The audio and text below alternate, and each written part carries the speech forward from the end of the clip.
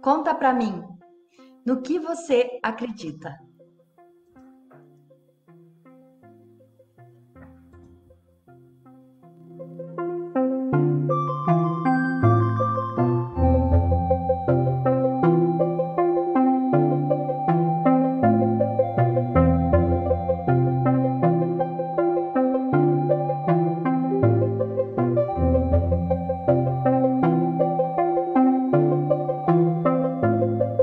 Olá, sejam todos bem-vindos a mais uma palestra espírita do Centro de Estudos Espíritas Francisco de Assis.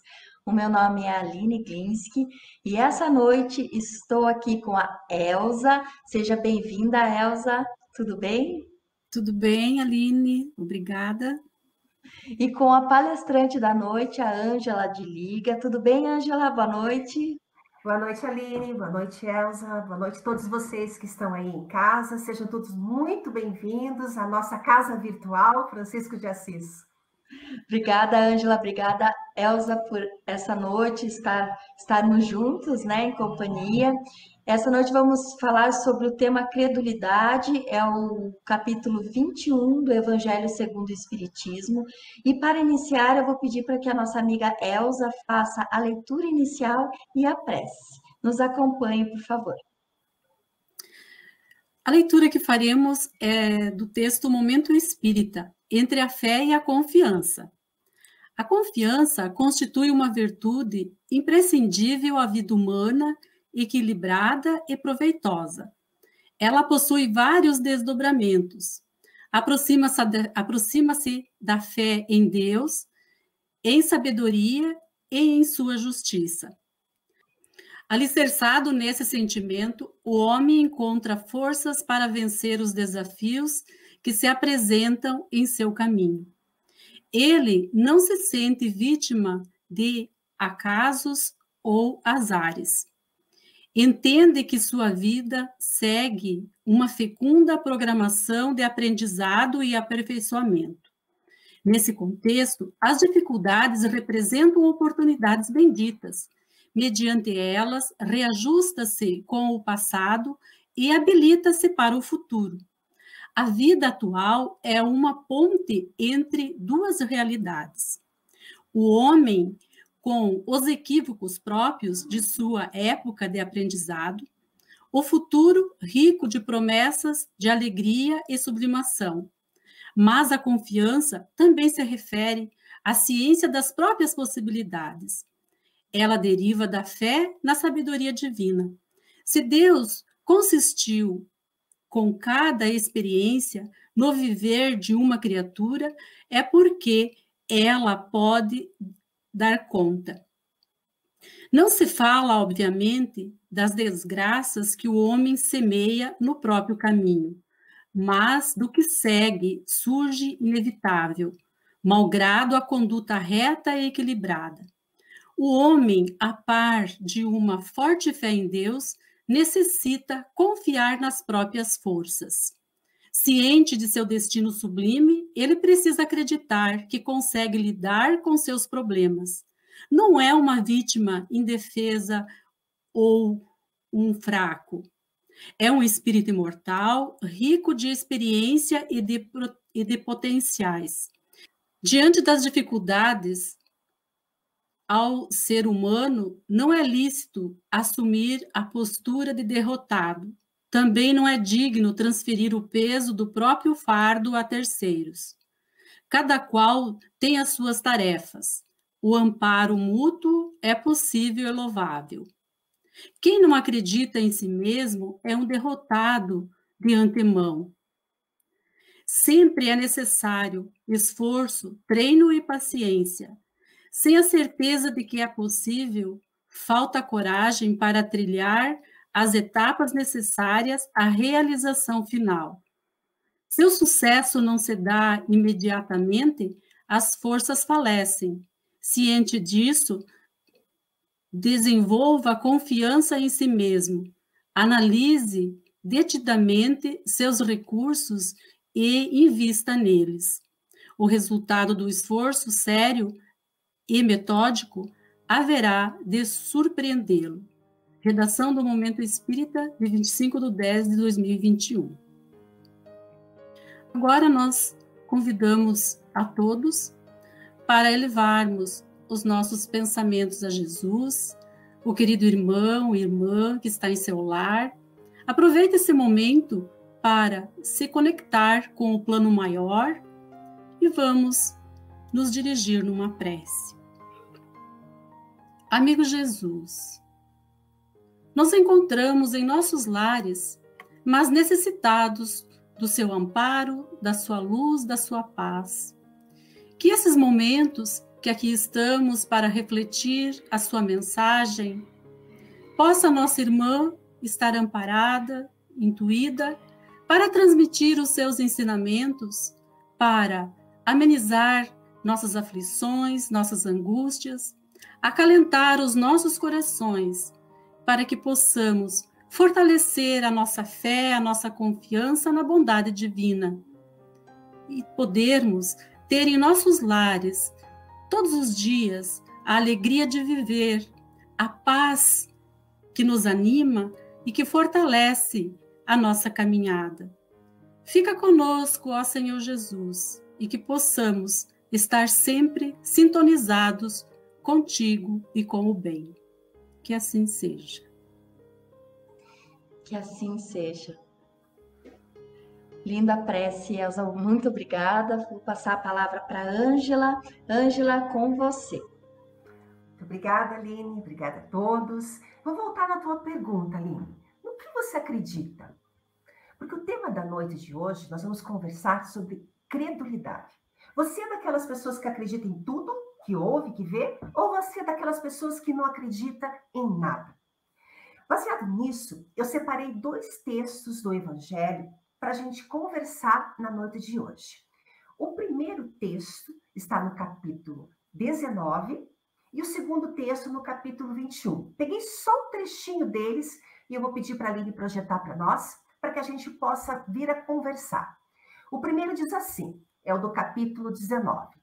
Quando ele veio ao encontro do povo, um homem se lhe aproximou e, lançando-se de joelhos a seus pés, disse: Senhor, tem piedade do meu filho, que é lunático e sofre muito, pois cai muitas vezes no fogo e muitas vezes na água. Apresentei aos teus discípulos, mas eles não o puderam curar. Jesus respondeu dizendo: Ó raça incrédula e depravada, até quando estarei convosco? Até quando vós sofrerei? Trazem-me aqui esse menino. E Jesus, ameaçando o demônio, este saiu do menino, que no mesmo instante ficou são. Os discípulos então vieram ter com Jesus em particular e lhe perguntaram: por que não pudemos nós outros expulsar esse demônio? Respondeu-lhes Jesus: por causa da vossa incredulidade. Pois em verdade eu vos digo, se tivesses a fé do tamanho de um grão de mostarda, dirias a esta montanha: transporta-te daí para ali, e ela se transportaria. E nada vos seria impossível. Então, esse é o primeiro texto que está lá no Evangelho segundo o Espiritismo, no capítulo 19.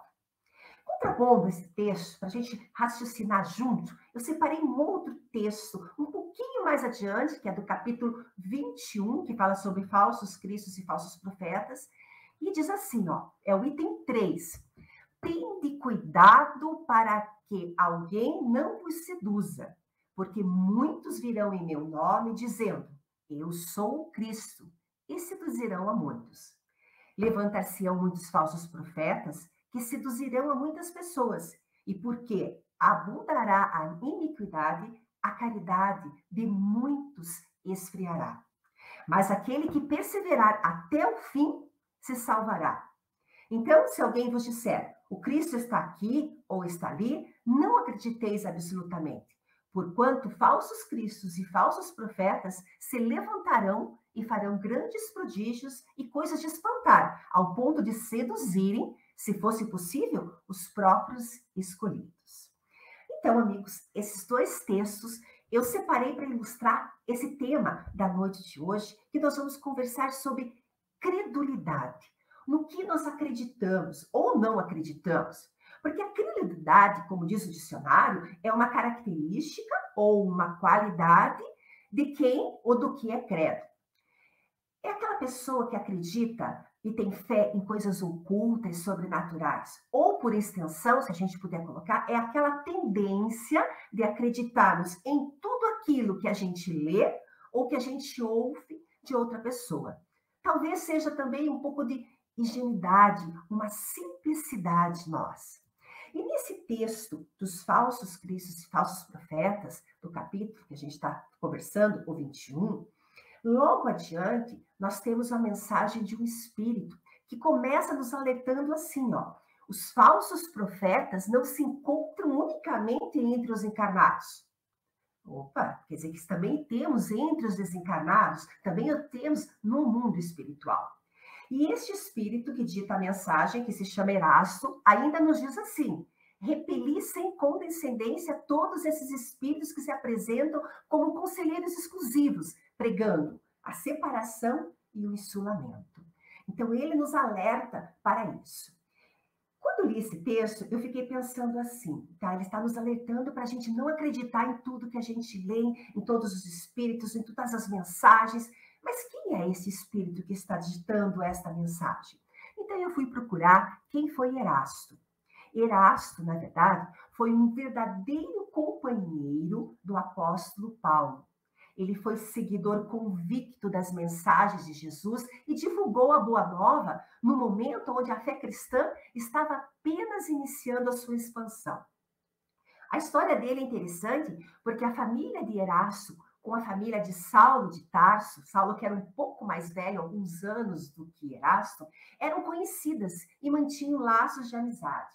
Mas o destino separou esses dois jovens e eles voltaram a se reencontrar na segunda viagem missionária de Paulo em Damasco.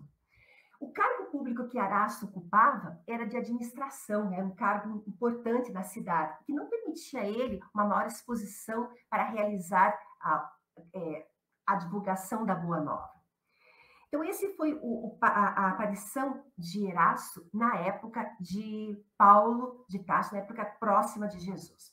Mas também aparece o trabalho desse espírito Erasto como trabalhador desencarnado, aonde, se a gente pegar alguns livros da codificação, como o Evangelho segundo o Espiritismo, o Livro dos Médiuns, o Céu e o Inferno, e alguns volumes da Revista Espírita, a gente vai ver diversos ensinamentos permeados por este espírito. Talvez um deles você até conheça e saiba de cor e não ligou ainda com o nome Erasto. Ele se encontra no Livro dos Médiuns, onde ele fala aquela célebre frase que é melhor repelir 10 verdades do que admitir uma única mentira, uma única teoria falsa. Algumas pessoas mais estudadas já chegaram a questionar que nós temos dois espíritos que assinam com o nome de Erasto na codificação.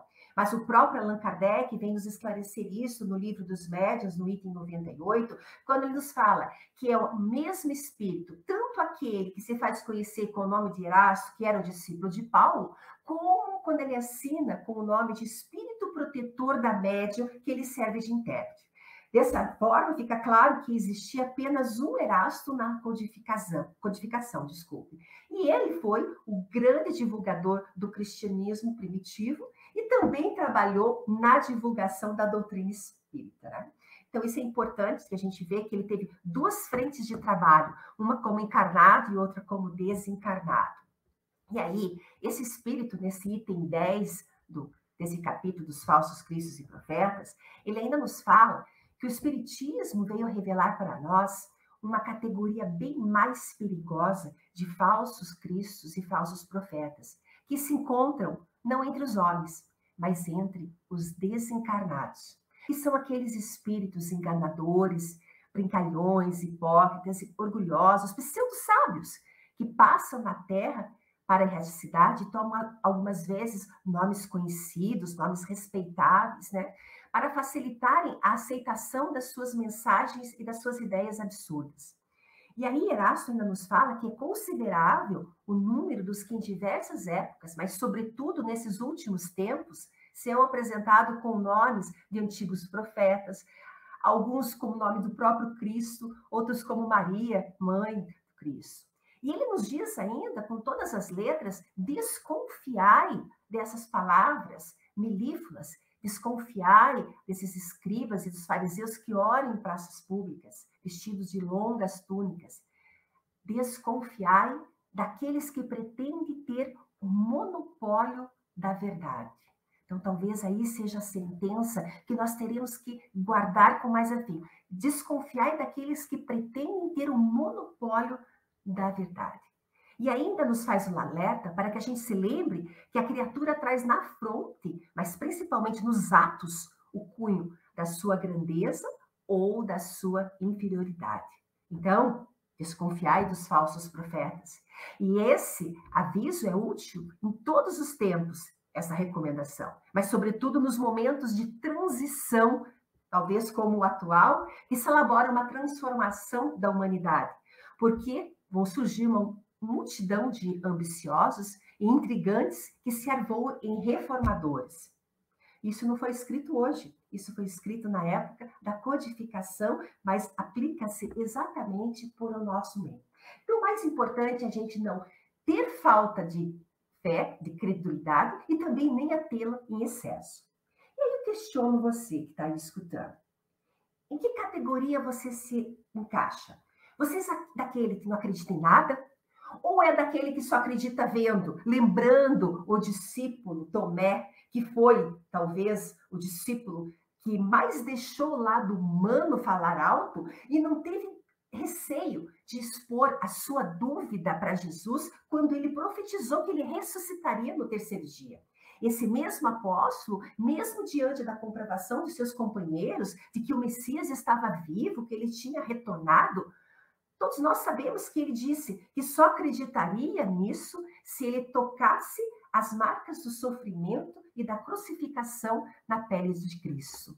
Então, esse Tomé, judeu da Galileia, que a gente não sabe muito sobre a vida dele, a não ser aquele encontro a partir do momento que ele teve com Jesus, mas que pressupõe-se que ele tinha um irmão gêmeo, pois Tomé em grego significa dídimo, que por sua vez representa gêmeos.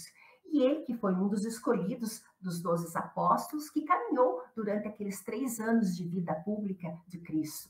E ele é muito conhecido justamente por isso, por duvidar da ressurreição, mesmo quando os amigos, os outros apóstolos, tinham dito que ele estava ali. Ele precisou ver para acreditar.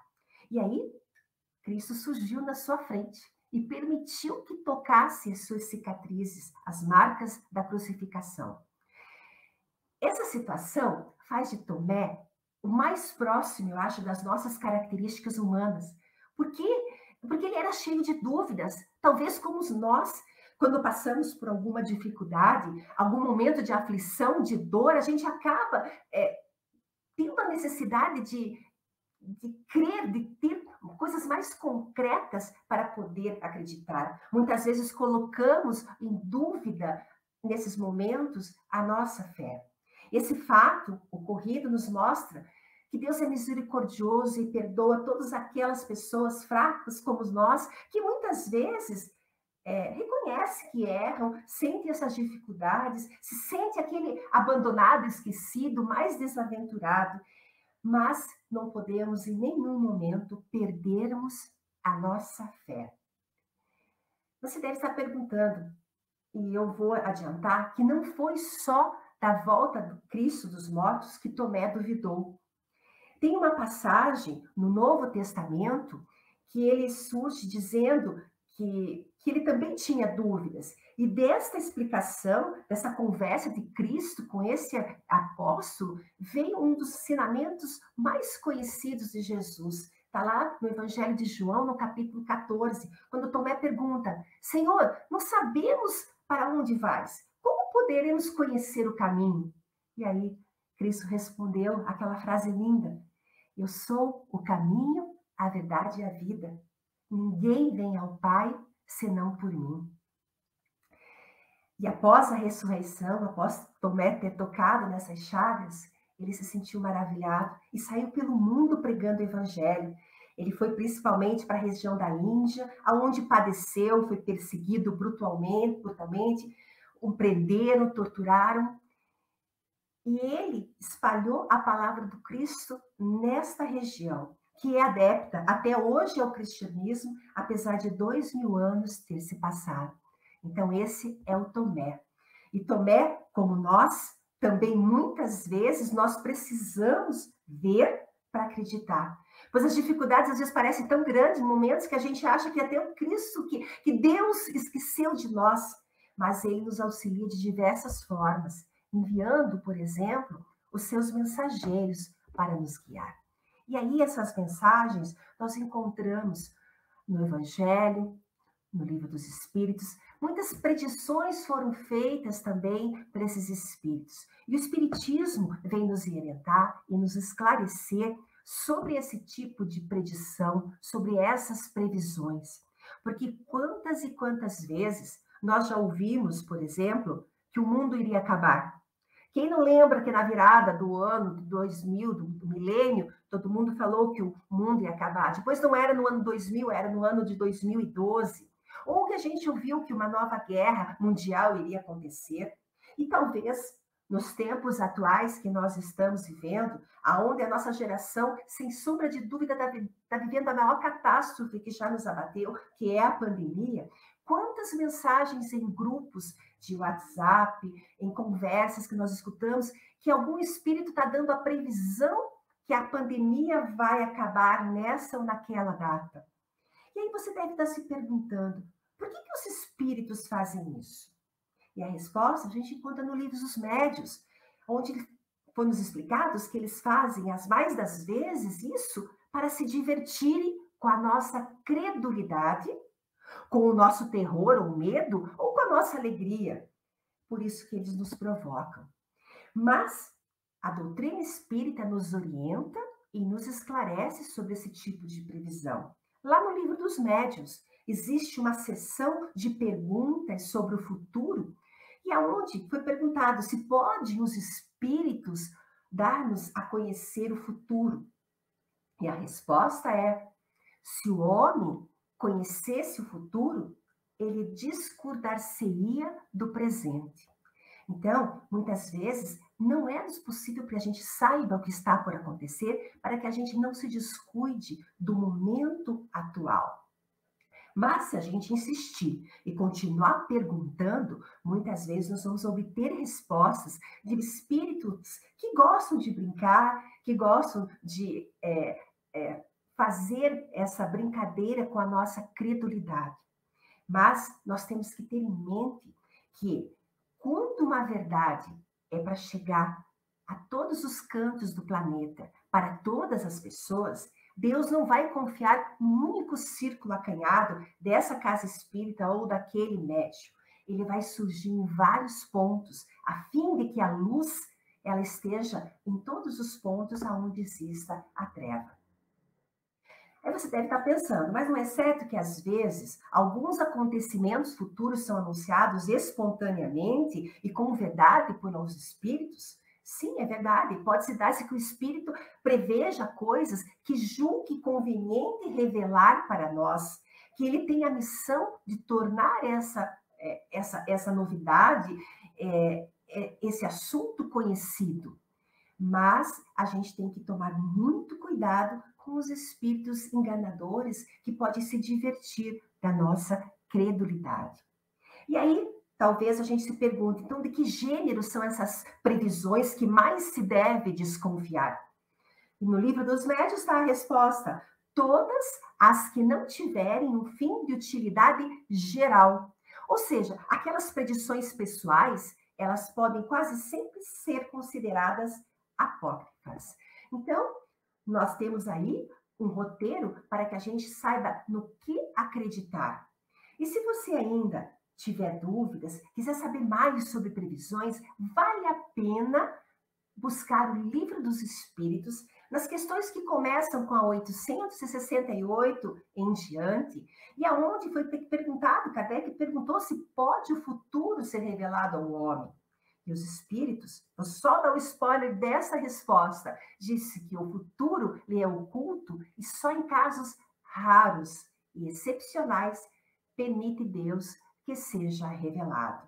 Então, vale a pena a gente se debruçar sobre essas questões, 868, 870, e estudar a resposta que os espíritos nos orientam. E não é só no Livro dos Médiuns ou no Livro dos Espíritos, mas principalmente no Evangelho, em que nós temos um item inteiro, o item 2 da introdução, onde Kardec disserta sobre o controle universal do ensino dos espíritos. E ele nos diz que uma só garantia existe para o ensino dos espíritos: a concordância que haja entre as revelações que eles façam espontaneamente, servindo-se de grande número de médiuns, estranhos uns aos outros, em vários lugares. Prova a experiência que quando um princípio novo tem de ser enunciado, isso se dá espontaneamente e em diversos pontos do mesmo modo, se não idêntico quanto à forma, talvez idêntico quanto ao conteúdo. E aí você pode estar se perguntando nesse momento se essa credulidade cega ou a confiança talvez exagerada, ela pode conduzir à decepção diante da prática espírita. E a resposta também se encontra no Livro dos Médiuns, que diz que a gente não pode omitir uma categoria dos chamados incrédulos por decepções, que abrange as pessoas que passaram de uma confiança exagerada até a incredulidade, por haverem sofrido uma decepção, um desapontamento no meio espírita, e muitas vezes na prática espírita.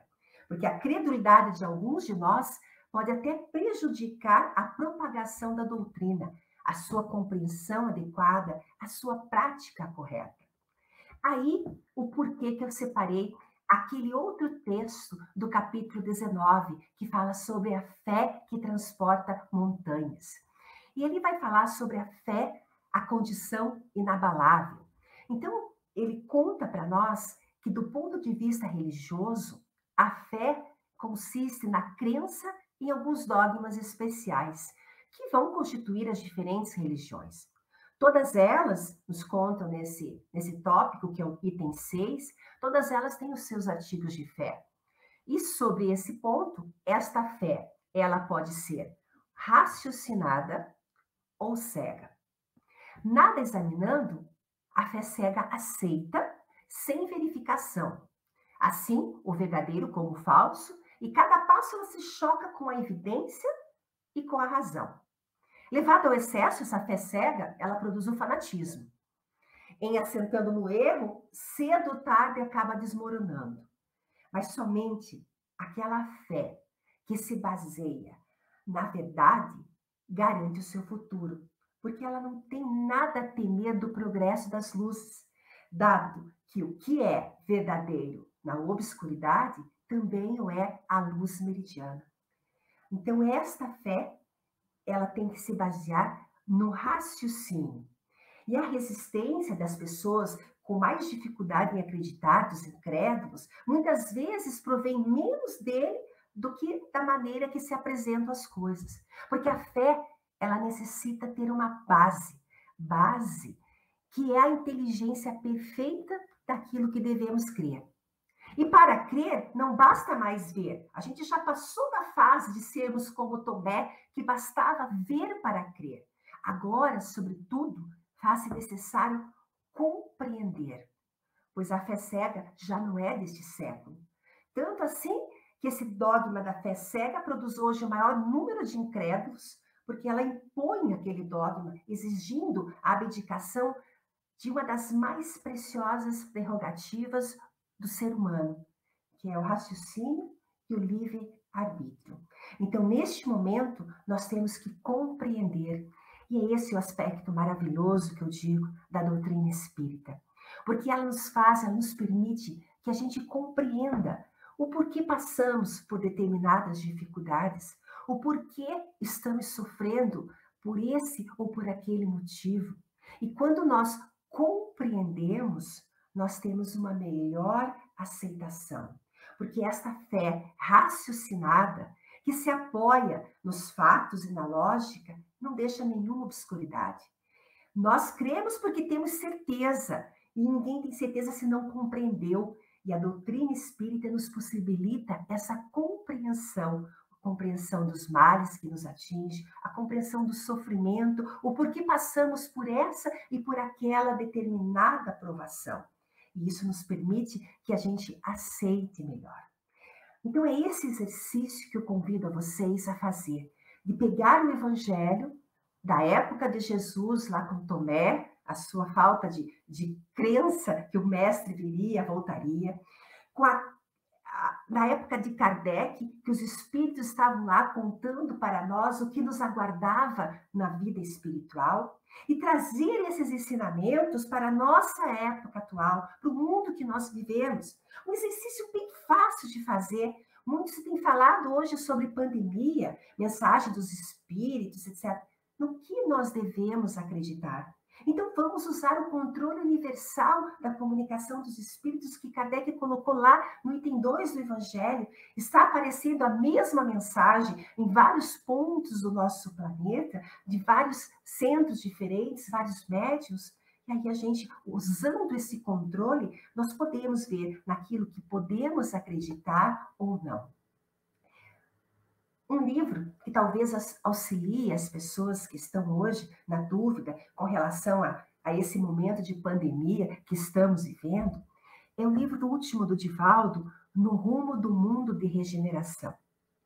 Lá tem vários capítulos, mas eu gosto muito do capítulo 4, quando Manuel Filomeno de Miranda, o espírito que dita este livro, ele nos fala sobre a pandemia. E ele nos alerta nesse capítulo 4 que a pandemia é muito mais séria do que pensam ou agem no planeta, explorando-a ou criando embaraços para a libertação dos seus males. E ele ainda nos diz que os descuidos e desrespeito aos cuidados estabelecidos para evitar-se a contaminação têm aumentado os prejuízos causados. E surgem ameaças para a intemporabilidade do seu término. Então, é provável que demore mais tempo do que pensam os sonhadores e os profetas de ocasião. Então, isso está lá no capítulo 4. Então, vamos ver, vamos aliar com aquilo que a gente estava estudando no livro dos médiuns, que eu estava comentando com vocês sobre a questão 289, e aonde foi perguntado por que quando fazem pressentir o acontecimento, os espíritos sérios de ordinário não determinam a data, como a gente acabou de ver nesse livro, No Rumo do Mundo de Regeneração, que fala sobre a intemporalidade do seu término. Então, aí, no livro dos médiuns, a gente tem a resposta por uma coisa: eles podem, em certos casos, fazer que o acontecimento seja pressentido e nos dão um aviso. Agora, quanto precisar a época, eles não devem fazer, porque isso, com frequência, eles não podem, porque depende de várias coisas. Ele pode prever que um fato irá acontecer, mas o momento exato vai depender de acontecimentos que ainda se não verificaram e que somente Deus o conhece. Então, por isso que não dão essas mensagens datas precisas, mas sim nos comentam sobre fases, períodos que vamos atravessar. E a doutrina espírita, o espiritismo, como o próprio Manuel Filomeno de Miranda fala mais adiante, no capítulo 20, ele deve ser vivido integralmente, em todos os instantes da existência humana, não só dentro da casa espírita, não só quando estou estudando a doutrina espírita, mas deve ser vivido integralmente, pela nossa transformação que nos é imposto por causa do nosso estudo, da nossa compreensão, da nossa fé raciocinada. E nos faz um alerta como mensagem de consolo, que jamais as sombras logram vitória, porque basta um raio de luz para diluir a treva, assim como o exemplo de amor para vencer os bastiões da ignorância e ali implantar as bênçãos da esperança e da paz. Então, vamos fazer uso desta fé inabalável, que pode encarar de frente a razão em todas as épocas da humanidade. É esse o resultado que conduz o estudo da doutrina espírita, pelo que triunfa da nossa incredulidade, sempre que a gente faz esse exercício de estudar e de nos questionar. E talvez agora, para concluir o pensamento sobre credulidade, o que devemos acreditar ou não devemos acreditar, eu gostaria de encerrar com uma mensagem que próprio Allan Kardec nos trouxe, que é um discurso que ele fez na Sociedade de Paris, numa sessão anual comemorativa dos mortos, no dia 1º de novembro de 1868. Porque talvez você tenha ficado na dúvida no que acreditar. O que eu posso acreditar ou não acreditar? O que eu devo crer ou não crer? E Kardec, no seu discurso, nos fala assim: crer num Deus todo-poderoso, soberanamente justo e bom. Crer na alma e em sua imortalidade, na pré-existência da alma como única justificação do presente. Crer na pluralidade das existências como meio de expiação, de reparação e de adiantamento intelectual e moral. Na perfectibilidade dos mais imperfeitos seres, na felicidade crescente com a perfeição, na equitável remuneração do bem e do mal, conforme o princípio, a cada um segundo as suas obras, na igualdade da justiça para todos, sem exceções, favores, nem privilégios para nenhuma criatura, na duração da expiação limitada pela imperfeição. Crer no livre-arbítrio do homem, que lhe deixa sempre a escolha entre o bem e o mal. Crer na continuidade das relações entre o mundo visível e o mundo invisível. Na solidariedade que religa todos os seres, passados, presentes e futuros, encarnados e desencarnados. Considerar a vida terrestre como transitória e uma fase da vida do espírito que é eterna. Aceitar corajosamente as provações em vista do futuro mais invejável que o presente. Praticar a caridade em pensamentos, palavras e obras na mais larga acepção da palavra. Esforçar-se todos os dias para ser melhor que na véspera, extirpando alguma imperfeição de sua alma. Submeter todas as crenças ao controle do livre exame da razão e nada aceitar pela fé cega. Respeitar todas as crenças sinceras, por mais irracionais que nos pareçam, e não violentar a consciência de ninguém. Ver, enfim, nas descobertas da ciência, a revelação das leis da natureza, que são as leis de Deus. Eis o credo, a religião do Espiritismo. Religião que pode congraçar-se com todos os cultos, isto é, com todas as maneiras de adorar a Deus. É o laço que deve unir todos os espíritas numa santa comunhão de pensamentos, esperando que ele ligue todos os homens sob a bandeira da fraternidade universal. Fica aí a reflexão do que devemos crer, do que devemos acreditar. Uma boa noite a todos. E acho que eu posso fazer a prece de encerramento, né, Aline? Então, frente a esse discurso maravilhoso, dessas palavras do nosso codificador, vamos rogar o nosso pensamento novamente ao alto, em forma de agradecimento por esses ensinamentos que ele nos mandou através desses espíritos de luz, que nos permitem tomar conhecimento da vida futura, do mundo invisível, que faz com que usemos a nossa fé raciocinada, que respeita o nosso livre-arbítrio e as nossas escolhas. Então, vamos agradecer a todo esse conhecimento ditado por esses espíritos amigos e que nós, neste momento que temos esta oportunidade de conviver com eles, possamos aproveitar desses ensinamentos para nos tornarmos cada dia seres melhores.